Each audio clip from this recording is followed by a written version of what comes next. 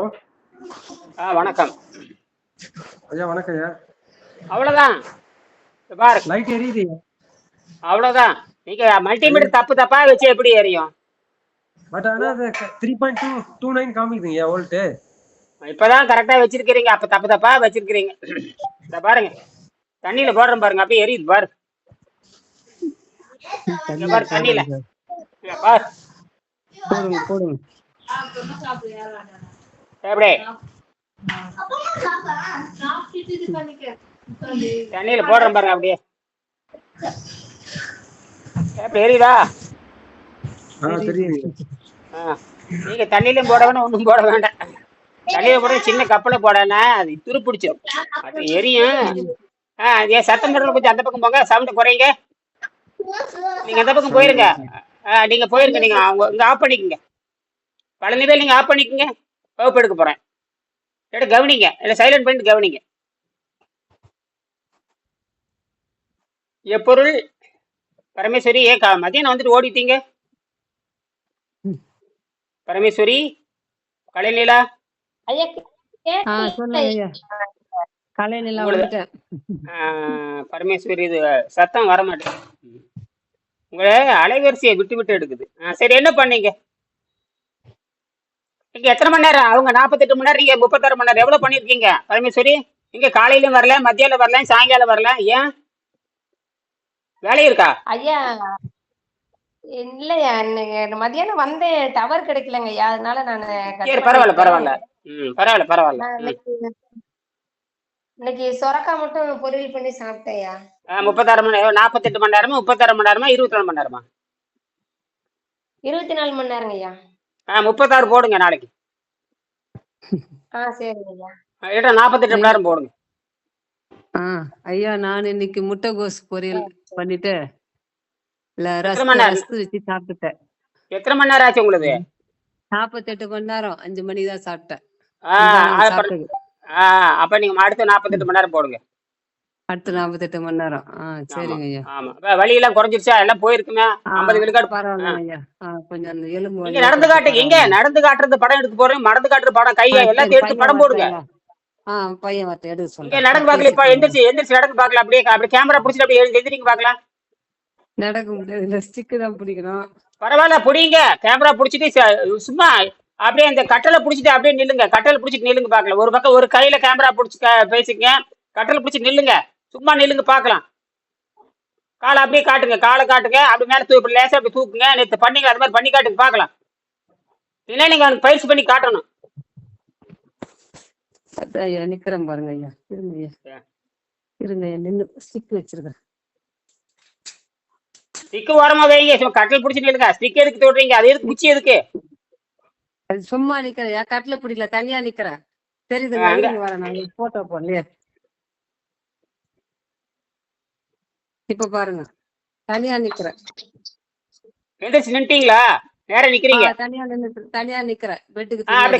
அப்படி கொஞ்சம் கைபேசி கொஞ்சம் பின்னாடி கொண்டு வாங்க. அப்படியே முன்னாடி நீட்டுங்க. அப்படியே நல்லா நீட்டுங்க, நெஞ்சுக்கு நேரம் நீட்டுங்க. காலை காட்டுங்க, அப்படியே காலை காட்டுங்க, அப்படியே காலை காட்டுங்க. இன்னும் காட்டுங்க, இன்னும் காட்டு. இல்ல தெரியலையே.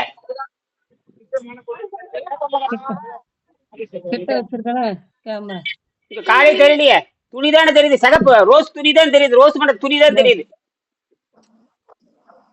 இப்ப பாருங்க. ஒன்னும் தெரியல. காட்டு காட்டுங்க. எங்க இன்னும் இன்னும் இன்னும் கொஞ்சம் இன்னும் கொஞ்சம் கண்ண இன்னும் கால் தெரியல. இன்னும் கொஞ்சம் இன்னும் கொஞ்சம்.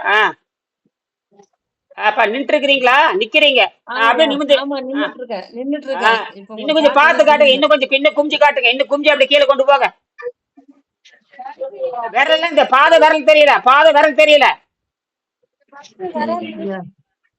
அது நீட்ட முடியல எனக்கு, இது கைய சீரா விரல் காட்டுங்க. விரல் கிட்ட கொண்டு போங்க. பக்கத்தால யாருமே இல்லையா? சரி பரவாயில்ல. ஆமா, உங்களுக்கு யாருமே இல்லதான். இல்ல ஒன்று ஓடி. பக்கத்துல உங்க அம்மா இல்லையா? உங்க அப்பா பக்கத்துல உங்க அம்மா இருப்பாங்க. அப்பா யாரும் இல்லையா பக்கத்தால?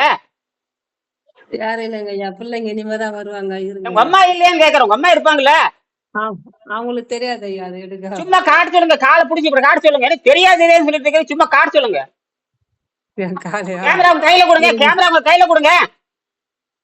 மா மா ஒரு நிமிஷம் ஐயா கூப்பிடுறாரு. சும்மா அவங்க கையில காலை காட்டு, அப்ப அவங்க கையில கொடுத்துருங்க. உங்க மூஞ்சி காட்ட சொல்லுங்க, கையில கொடுக்க சொல்லுங்க, கையில கொடுத்துருங்க. இருங்க இருங்க வர என் முகத்தை காட்ட சொல்றீங்களா? முகம் தெரியுது. அவங்ககிட்ட கொடுங்க, அவங்க கிட்ட சொல்றாரு கேமரா கொஞ்சம் தூரமா வச்சு காமியா. இப்படியே வச்சு அப்படியே காட்டின ஒரு பாப்பாரு ஐயா. உட்காந்துதான் உட்காந்து அப்படியே பிடிச்சுக்கோ, அப்படியே காட்டு. அது கிட்ட என் கால் பாதம் தெரியணுமா? கிட்ட எப்படி எந்திரிச்சு கேளுங்க, கட்டில புடிச்சுட்டு இல்லைங்க. கட்டிலே பிடிக்கல, எதுவுமே பிடிக்காது நிக்கிற ஐயா. அப்படி அவங்க கொஞ்சம் தூரமா போச்சுடுங்க, தூரமா போச்சுடுங்க, தூரமா போய் நின்று எடுக்க சொல்லுங்க. தூரமா கொண்டு 10 அடி தள்ளி போச்சுடுங்க. நல்ல தூரமா போங்க.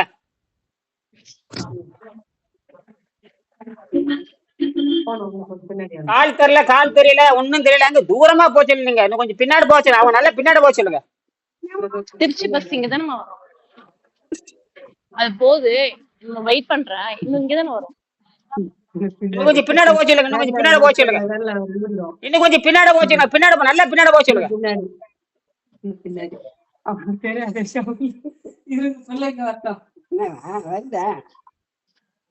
காலை காட்டுங்க,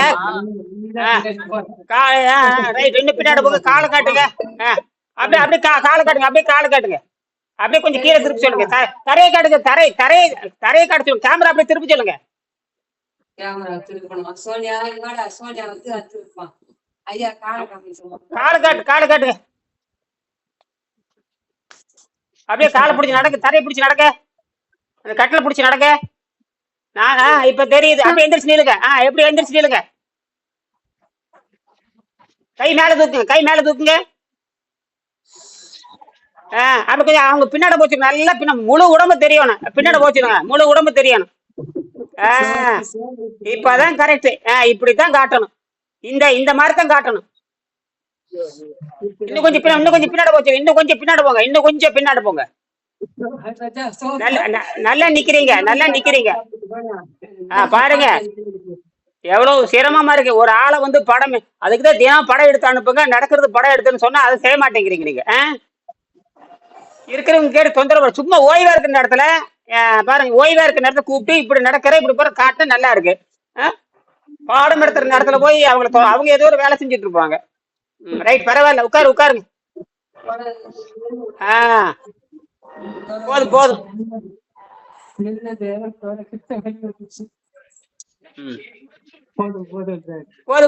அப்பா படாது பாடு.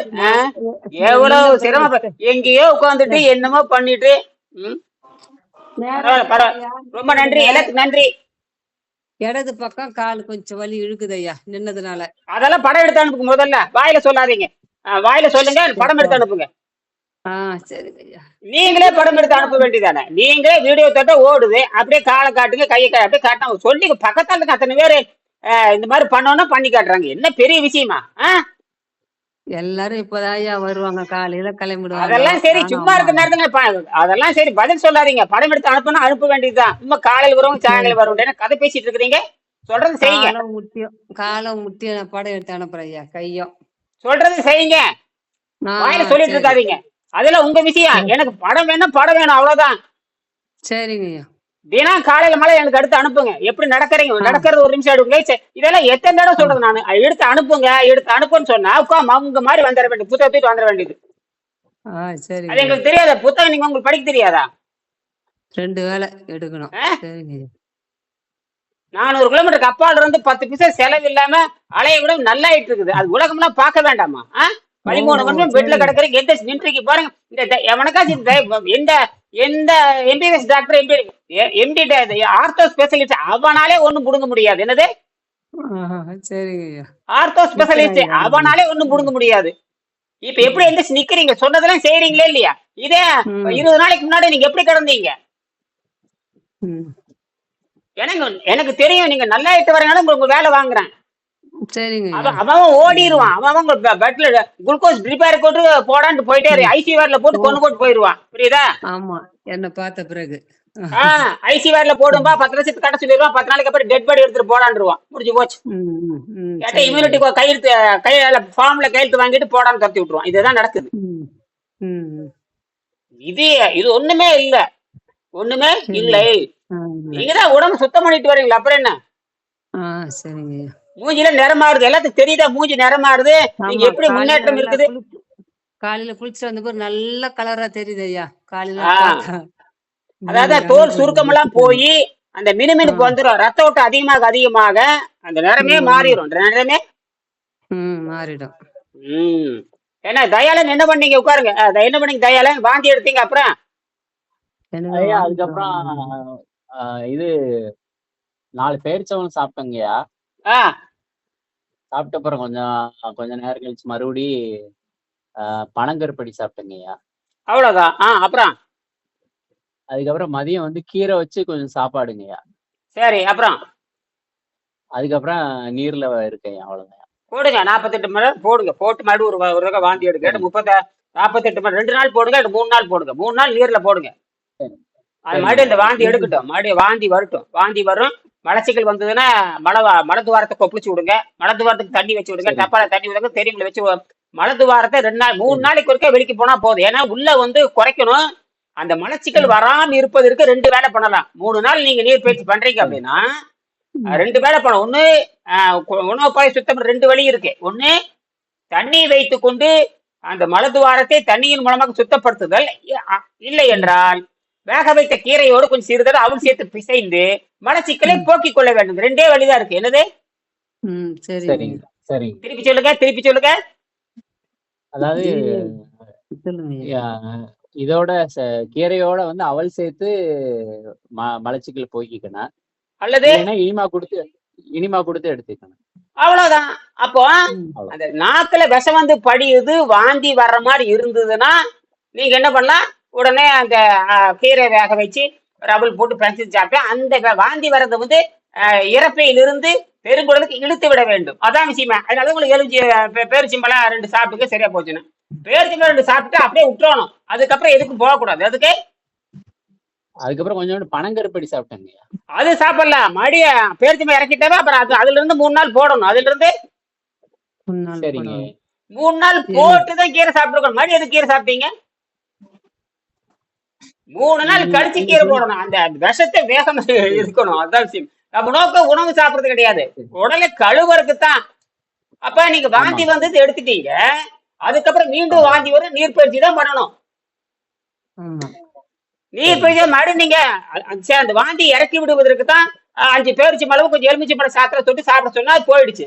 அதுக்கப்புறம் நீங்க கீரை சாப்பிடணும்னா குறைஞ்சபட்சம் 48 மணி நேரமோ அல்லது 72 மணி நேரம் நீர் பயிற்சி பண்ணதுக்கு அப்புறம் ஒரு கீரை சாப்பிட்டு அந்த உணவு பாதை பூ 33 அடி சுத்தப்படுத்தணும். தொண்டையிலிருந்து பெருங்குடலுக்கு இழுத்து விடணும். இதைத்தான் நீங்க செய்யணும். இடையில சரிங்க நீங்க சரிங்க சாப்பிட்டுருந்தீங்கன்னா சரிங்க. அப்புறம் அந்த கீரை எடுக்கிறதுக்காக அந்த கீரை சாப்பிட்டாலே மறுபடியும் 72 மணி நேரம். யாரு கீரை சாப்பிட்டாலும் எத்தனை மணி நேரம் போடணும்? 72 மணி நேரம். அப்பதான் வேகமா நோய் போடும். உங்களுக்கு தான் உடல் இழைச்சிருச்சு. அப்புறம் என்ன ஒண்ணுமே பண்ணாது.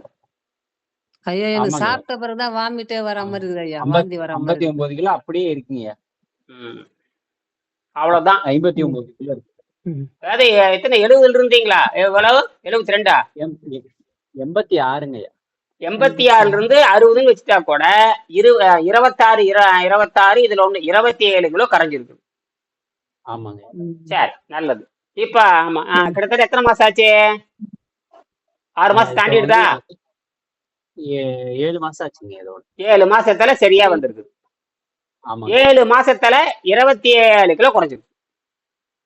ஆமாங்க. நான் வந்து 80 கிலோ வந்து 65 நாள்ல 80 கிலோ 65 நாள்ல 21 கிலோ நான் குறைச்சேன். இருக்குல்ல அதிக வேகமா குறைச்ச முதல் நாள் நான் தான். வெங்கடேசனாவது அப்படி மெல்ல 6 மாசம் எடுத்துக்கிட்டாரு. நான் வந்து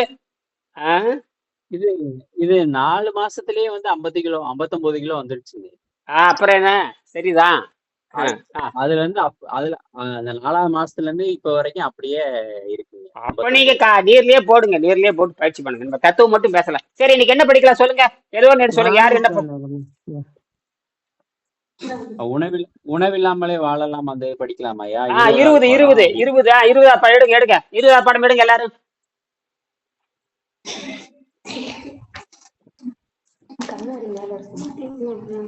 யார் இருக்கு சத்தம் வருது பின்னாண்ட?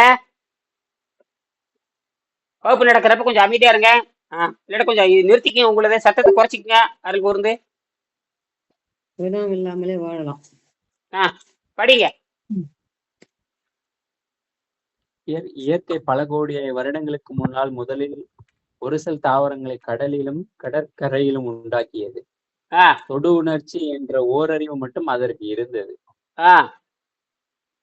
ஈரறிவு, மூன்றறிவு என்று ஐம்புலன்களுக்கான 5 அறிவு வரை பெருகிய போது உயிரினம் ஒரு செல் தாவர நிலையிலிருந்து குட்டி போட்டு பால் கொடுக்கும் மிருகங்கள், குரங்குகள் என்று மேம்பாடு அடைந்தது.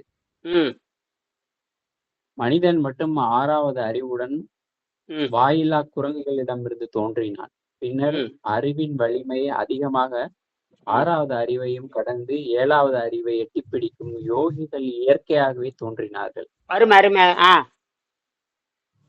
முதலாவதாக டார்வின் பரிணாம சித்தாந்தத்தின் வளர்ச்சியை மறுபடியும் சிந்தித்து செய்து அது எந்த வழியில் பெருகும் என்று யோசனை செய்து பாருங்கள். மனிதன் தானும் நிலைத்து வாழ்ந்து தன் சந்ததியை பெருக்க வல்லவனாக இருப்பான்.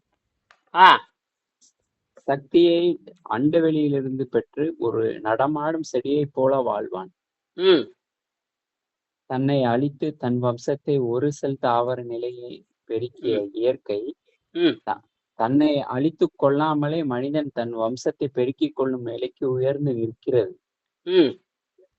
இதுவே பரிபூர்ணமான யோக நிலை. மிக உயர்ந்த புலன் இன்பத்தை யோகிகள் துய்க்க முடியும். இதற்கு காமசாஸ்திரம் எழுதி உலக புகழ் பெற்ற வாத்ஸ்யாயன மகரிஷியோன் எடுத்துக்காட்டு.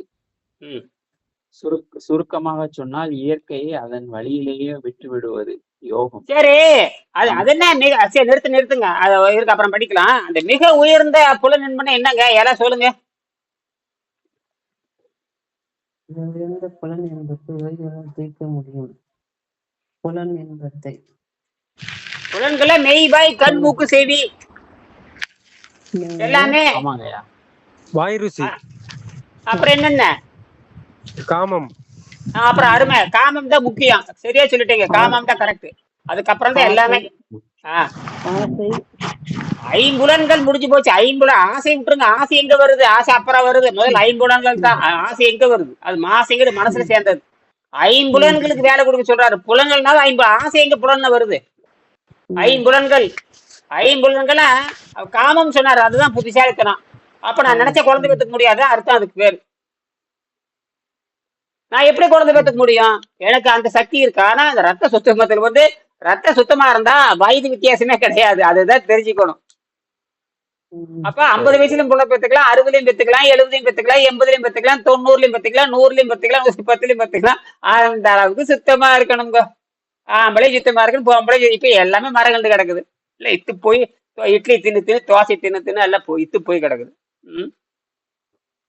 போய் இந்த லட்சணத்துல இருக்குது பாருங்க. இதான் அந்த காலத்துல எல்லாருமே 100 ஆண்டு அந்த காலத்து முன்னோர்கள் ஆரோக்கியத்தில் முன்னோக்கி இருந்தார்கள். நம்ம நாகரிகங்கிற பேர்ல நம்ம முன்னோர்களை காட்டிலும் ஆரோக்கியத்துல கேவலம் பின்தங்கி இருக்கிறோம். பட்டி கேவலமா. இதுல வேற நீட்டு வேற கிழிக்கிறானுங்க. என்னது நீட்டு எழுதி கிழிக்க போறானுங்க. நீட்டு கிழிச்சு நீ போய் உலகத்தை காப்பாண்டா. நீட்டுக்கு ஆரோக்கியத்துக்கு என்னடா சம்பந்தம்? இதுல வேற ஒரு அரசியலே நடக்குது. பெரிய அறிவாளிக்கு மாதிரி நோயே குணமாக்க முடியாதுன்னு வெள்ளைக்காரன் சொல்றான். இதுல நீட்டு வேற கேரக மானம் கெட்ட பொழப்பு. இவனுக்கு அறிவே இல்லையா? இல்ல இப்ப பெற்றோர்களை புடிச்சு பட்டையை கிளப்பணும். என்னது பெற்றோர்கள் என்ன பண்றது? பெரிய அறிவாளியாகிறது இல்ல. அவனை கூட தருதலே முட்டம். அவனை எப்படியாவது கோடிக்கணக்கில் கொள்ளையடிக்கிறதுக்கு ஆசை பெற்றோர்களுக்கு.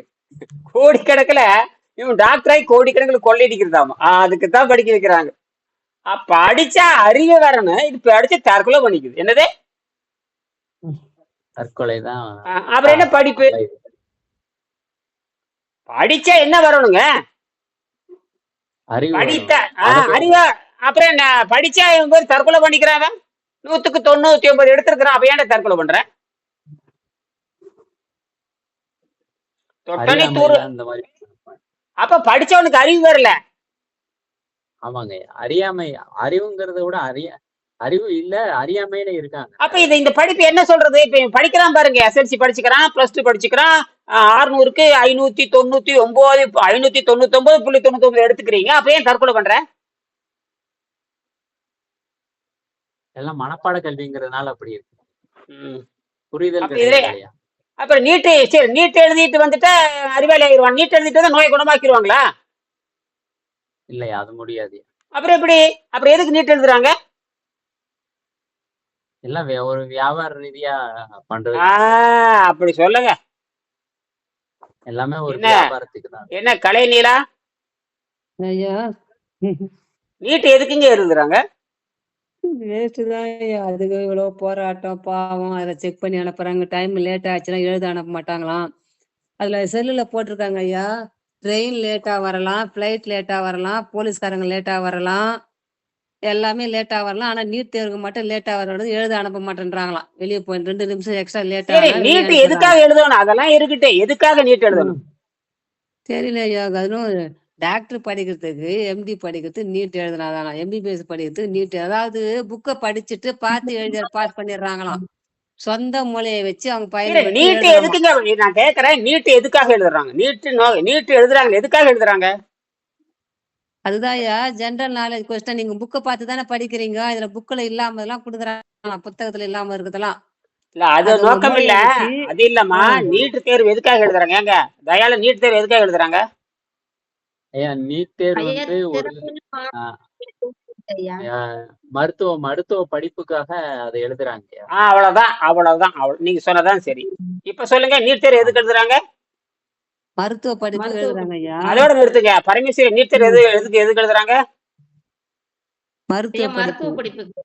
சரி, நீங்க அதே மருத்துவத்தை போனீங்க, ஏன் நோய் நல்லா ஆகல? ஆகல. அது நல்லா வருது. அப்புறம் எதுக்கு நீட் எழுதணும்? தெரியலையேதான். மெத்தட் சரியில்லைங்க. ஆ? சரி, அது ஒரு வியாபாரங்க ஐயா. அது நீட்டு சொல்லி கொடுக்கறதுக்கே பல லட்சம் ரூபா கட்டணம் வாங்குறாங்க. சரி, நோயை குணமாக்க முடியாத தேர்வு எதுக்கு? நோயே குணமாக்க முடியாத MBBS எதுக்கு? நோயே குணமாக்க முடியாத MD எதுக்கு? நோயே குணமாக்க எது MBBS தேர்வுக்கு எழுதுறீங்க? நோயே குணமாக்க முடியாதுன்னு இருக்கும் பொழுது எப்படி எழுதுறீங்கன்னு கேக்குறேன். அது தெரியலையே ஐயா, தேவையில்லாத எதுக்கு ஐயா. எழுதுறாங்க. ஆனா சரி, உங்க பெற்றோர்கள் வந்து தங்களோட பெற்றோர்கள் ஆசைக்காக மக்களோட பெற்றோர்கள் வலிமை தங்களோட குறைக்கிறதுக்காக இந்த மாதிரி ஒரு மெத்தட் ஆசைக்காக கிரியேட் பண்ணி வந்து இது வச்சிருக்காங்க. பண்றாங்க. தயாலும் சொல்றதான் கரெக்ட். தயாலும் சொல்றதான் சரி. பெற்றோர்கள் வந்து அவங்களோட ஆசைக்காக வந்து இவங்க மேல திணிக்கிறாங்க. பெற்றோர்கள் தன்னுடைய ஆசைக்கின் காரணமாக குழந்தைகள் நாசம் பண்ற பெற்றோர்களை பூரா மரணத்தை கொடுக்கணும். என்னது? ஆமாங்க, அவங்களுக்கு தான் தண்டனை முதல்ல. இந்த குழந்தை பிறக்கிறப்ப கேட்டுச்சா? என்னமா பிறக்கிறதெல்லாம் டாக்டருங்க கேவலம் மானங்கெட்ட பழப்பு. யாரும் மனுஷனாக மாறுறதுக்கு படிக்கிறது இல்ல. என்னது? ஆமாங்க, கொடுமைங்க இது. எல்லாம் ஒரு வணிக ரீதியா தான் பெற்றோர்கள் பண்ற பாவம், சாபக்கேடு எல்லாமே. தமிழ்நாட்டுல மட்டும் 20 குழந்தைக்கு செத்து போயிருக்கு. கொடுமை இதெல்லாம். ஏடா, படிச்சா அறிவு வளரணும் வள்ளுவர் சொல்றாரு. இங்க உணவில்லாமல் வாழும் கலைன்னு ஒரு புத்தகத்தை எழுதி 25, இதெல்லாம் யார் வாங்கி படிக்க தெரியும்? இதெல்லாம் வாங்கி படிக்க மாட்டாங்க. இதெல்லாம் நீட் எழுதி உங்க அப்பா நாத்தா தானே. அப்பா அம்மா சொல்லாம எப்படிங்க குழந்தைக்கு தெரியும்? அப்ப அடிப்படையே தப்பா இருக்குது. அடிப்படையே தப்பு. பெற்றோர்களுக்கு அறிவே இல்ல. மனிதனா மாறுவதற்கு சொல்லி தர்றது இல்ல. தந்தையின் கடன் என்ன தெரியுமா? தந்தையின் கடன் என்னங்க? அதாவது தந்தை மகற்காற்றும் உதவி, தந்தை மகனுக்காற்றும் உதவி, இவன் தந்தை எண்ணூற்றாம் கோல் என்னும் சொன்ன. அதாவது தந்தை மகற்காற்றும் உதவி அவையத்து முந்தி இருப்பு செய்யலாம். தந்தை மகற்காற்றும் உதவி தன்னுடைய அறிவாளிகள் சபையில் முன்னால் நிறுத்துவதுதான் தந்தையின் வேலைங்கிறாரு. தந்தையோட வேலை என்ன? தன்னுடைய குழந்தைகளை எங்க போய் நிறுத்தணும்? அறிவாளிகள் இருந்த சபையை கூட நிறுத்தணுங்கிறான். இதுல நீட் தேர்வு கழிச்சிட்டு இருக்கிறீங்க. அப்ப பெற்றோர்களுக்கு அறிவே இல்லை. பெற்றோர் தந்தை மகற்காற்றும் நன்றி அவையத்து முந்திய பாதத்தை நான் என்ன பண்ணிருக்கிறேன், ஆராய்ச்சிக்காக போயிருக்கேன். இப்ப இதெல்லாம் கண்டுபிடிச்சிருக்கேன். இதெல்லாம் கண்டுபிடிச்சு அங்க உங்க கல்லூரி பேசி விஞ்ஞானியாவது நோபல் பரிசு வாங்கன்னு சொல்லியிருக்காங்க. இப்ப அவங்க செஞ்சிருக்காங்க. இதுதான் நான் செய்யற வேலை. அதே போல மகன் மகன் என்ன பண்ணணும், தனக்கு பிறந்தாங்க அப்பனுக்கு என்ன பண்ணணும் தெரியுமா? மகன் தந்தை காட்டும் உதவி இவன் தந்தை என்னோற்றான் கொள் எனும் சொல்.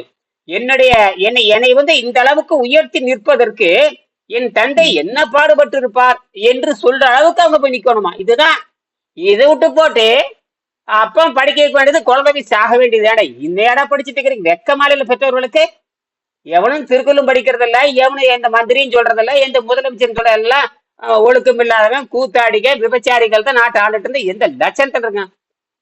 இதுல வேற எம்பிபிஎஸ் வேற, எம்பி வேற, பிஎஸ்சி எம்காமி பிகாமி எம்இ பிஇ மயிறு எதற்கும் தகுதியான கழுதைகளாட்ட என்னது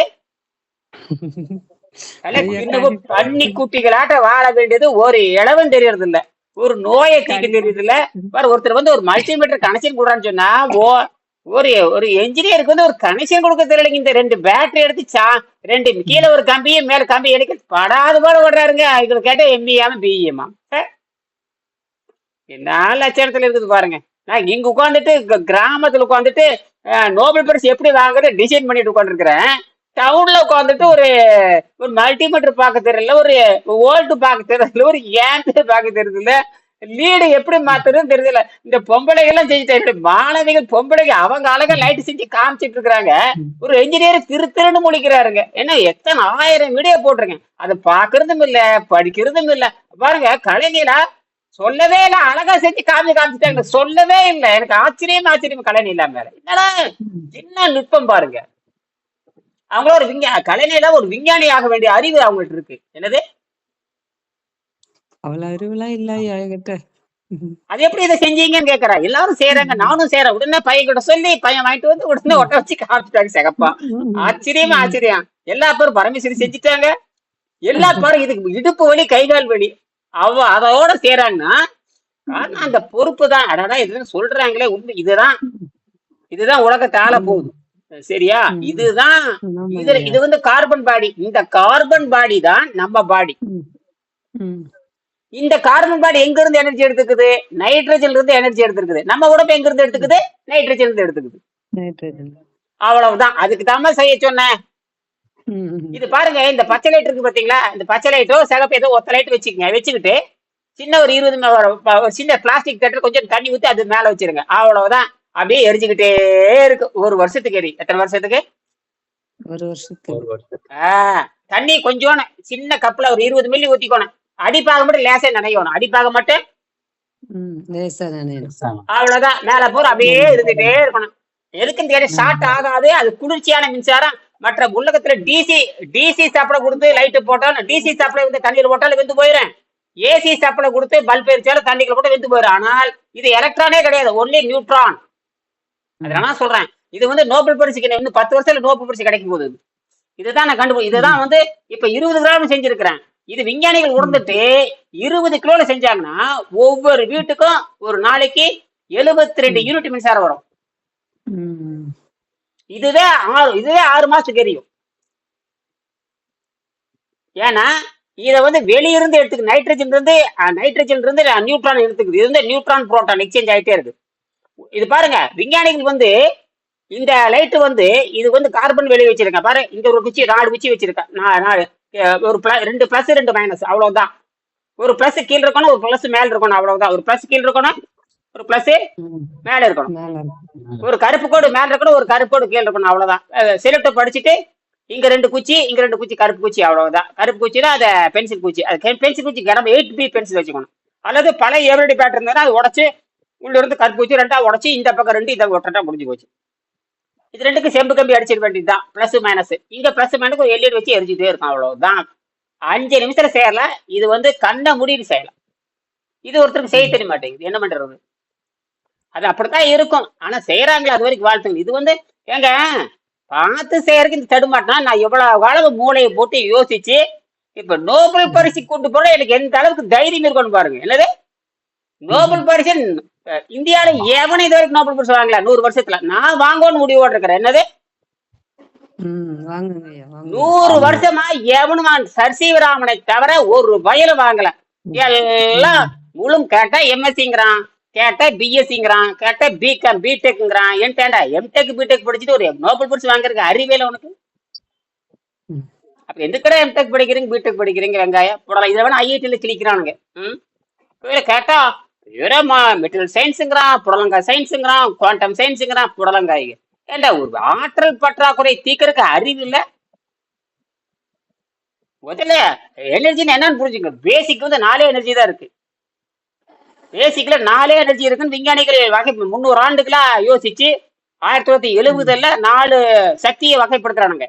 nuclear strong force, nuclear weak force, அப்புறம் வந்து gravity force, electromagnetic force 4ஆ பிரிக்கிறானுங்க. அதுல இந்த 3 எல்லாம் செயல்பாட்டுக்கு வந்தது. வீக் ஃபோர்ஸ் செயல்பாட்டுக்கு வரவே இல்லை. வீக் ஃபோர்ஸ்னா நியூக்ளியர் வீக் ஃபோர்ஸ் சொல்லுவாங்க, அதாவது எலக்ட்ரிக் வீக் ஃபோர்ஸ் சொல்லுவாங்க. அந்த எலக்ட்ரிக் வீக் ஃபோர்ஸ் வந்து 1921 கண்டுபிடிச்சு நோபல் பரிசு வாங்கினானுங்க. ஆனால் அதை வந்து மின்சாரமா மாத்த தெரியல இவனுக்கு. என்னது இவனுக்கெல்லாம் பிஹெச்டி வாங்கி இவனுக்கெல்லாம் வந்து நோபல் பரிசு வாங்கியிருக்காங்க முண்டாங்க.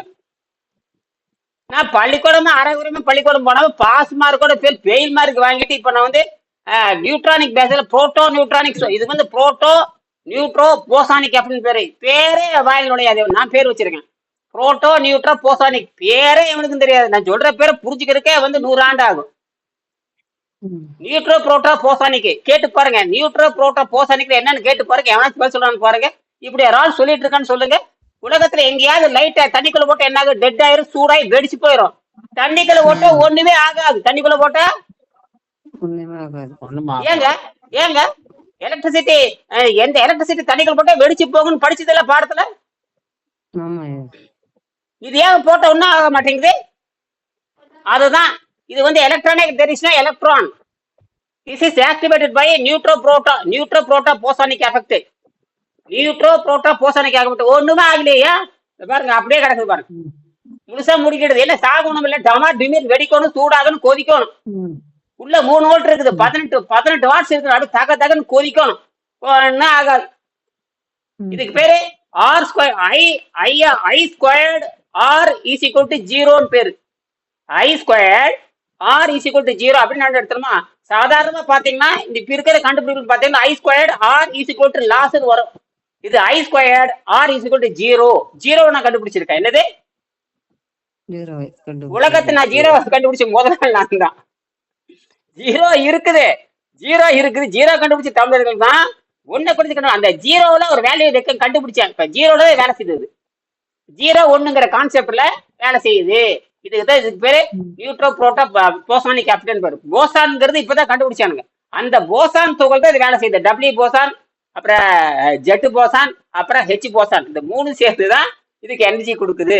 இதெல்லாம் வந்து 2013ல தான் கம்ப்ளீட்டே பண்ணானுங்க. இப்படித்தான் இருக்குது, இப்படித்தான் வந்து அணு கட்டமைப்பு இருக்குது. இது பேர் வந்து அட்டாமிக் ஸ்டாண்டர்டு மாடல்ல டிசைன் பண்ணாங்க 2013ல தான். இப்ப 2026ல அதுல வந்து ஒரு 2026ல இப்ப வந்து என்ன கண்டுபிடிச்சாச்சு? அதே டபிள்யூ போசானை வைத்துக்கொண்டு மின்சாரத்தை கண்டுபிடிச்சாச்சு. இனிமேல் எலக்ட்ரானிக் கிடையாது, ஒன்லி புரோட்டானிக் தான்.